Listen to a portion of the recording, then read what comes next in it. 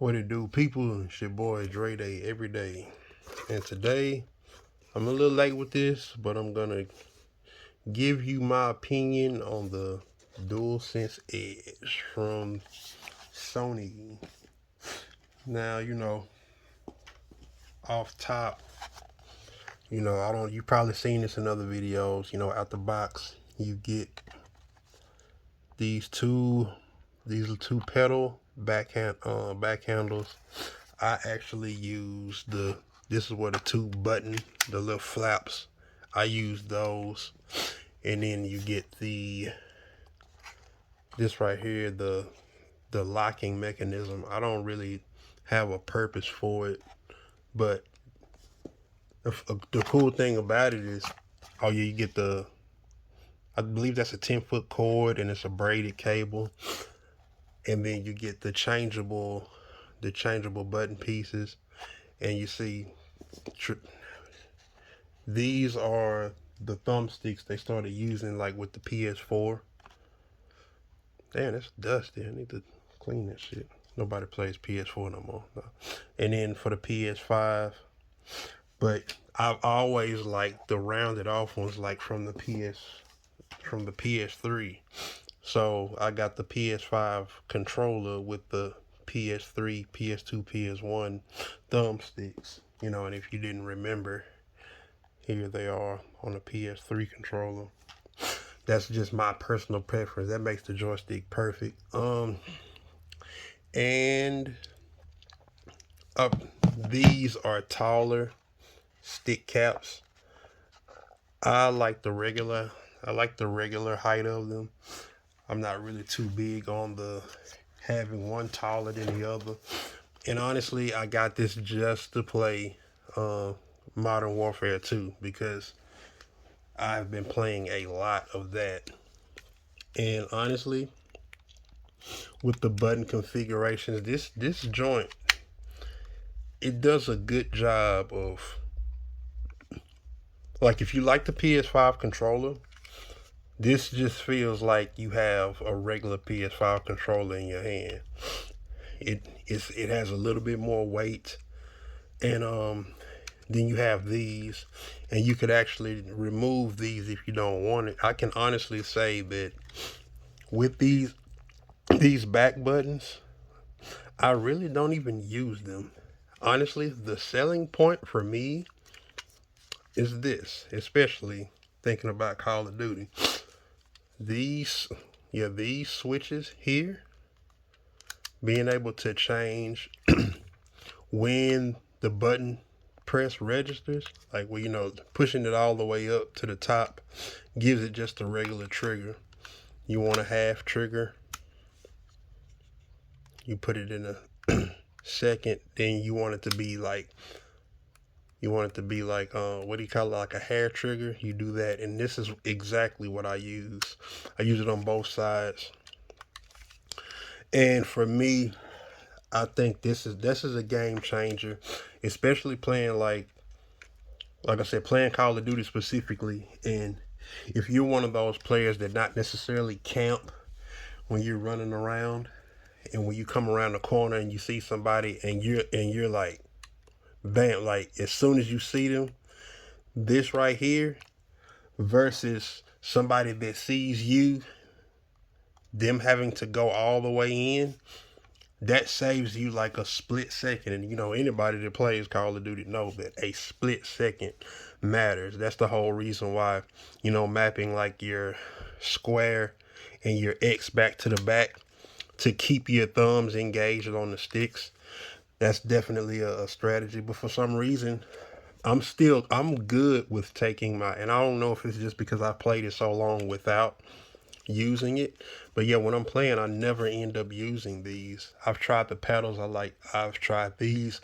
I like these because the pedals rest right here, and you can accidentally press them when your fingers are resting. That's just if you're a person that's like, if you're relatively jumpy at the hands and stuff like that. But yeah, these are out the way. I leave them there just in case I want to try But like I said, I never really end up using it. And then, oh yeah, you got the release. If you want to change the thumbsticks, you hit the release. Let's see here. Well, did I do it right? Did I do it wrong? There we go. That releases that. And then these little flaps here. You can take this flap, flip it up, and slide that right out. So if you were a person to end up getting a stick with stick drift, you could actually just switch it out that easy. Works on both sides the same way. So I really like this from a longevity perspective, because you know the funny thing about it is my my gray camouflage controller has stick drift, which is why I'm currently using the black one. I have this, it has a thing to where if I move it over just like this, not even enough to register, moving it like that, it will make my character go to the left. And I was like, okay. But I would never have, well, if I have that problem with this, I got a quick fix. I believe you can do the same with these, but I haven't. I would have to jump on YouTube to see how to get this open, because I'm not seeing any screws. But this is a whole lot easier with just having that little strap right there. But honestly, I can't even front. I have not looked into it to see if these give you the option to change them out that easy. So I really don't know, but I know you can definitely insert them in this. Now, overall, the controller is $200. Do I feel like it's worth $200? Depends on how competitive you are. I would say maybe 150, but I don't know. I don't play to get paid.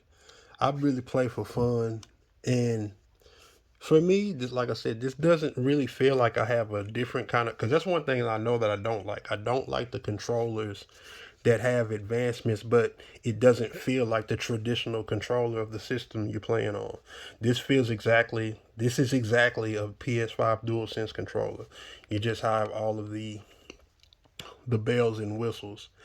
And also the battery life is definitely a short battery life, but I sit right in front of my TV, and another thing, that this is actually the wire from my PlayStation, but I sit like right here in this spot what I'm playing, and my TV is like right in front of it.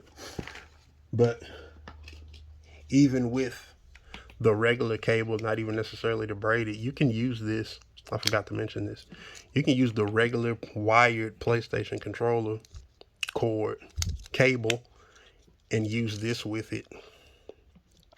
And basically all it does is you stick it in there, and then you lock it, wait till it clicks, and it's not going anywhere. And if you look at this here, you can see those two holes is where they lock in at. I don't know what practicality this has, but at the same time, I don't have children, so maybe you could be playing with a wired connection and somebody walks by and kicks and trips over the cord and it pulls it out. But at the same time, if you lock it in, that will pull the controller out of your hand.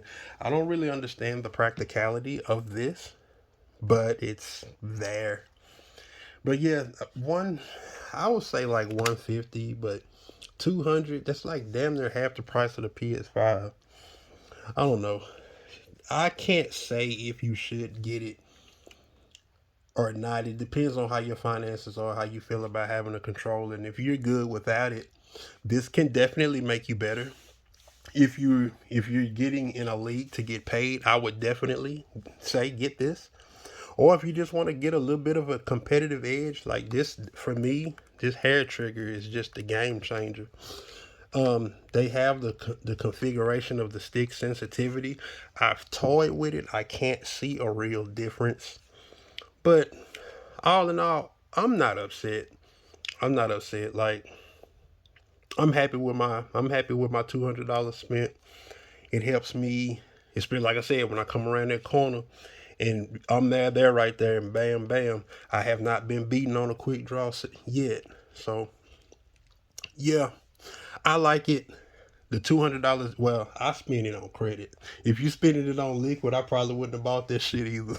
But yeah, I like it. I give it like a 9 out of 10 if I was to rate it in the number. And the only reason it didn't get a 10 is like that battery might be a real concern if you're a person that doesn't play close enough to a charger, or if you have one of those wireless chargers where you actually have to stop using your controller to charge and then you have to use another. So that would definitely be the reason why I can't say it's a 10. But like I said, for me, I sit right next to it. So when I'm charging it, I'm still playing. So, and like I said, I don't have to change my seating position. But yeah, I um I recommend it. I recommend it for the competitive gamer and the professional gamer. If you're just a casual, you could get by without this. You know, take that $200 and spend it on some other accessories or some other games. But that's just my thoughts on this, man. But until my next video, peace out.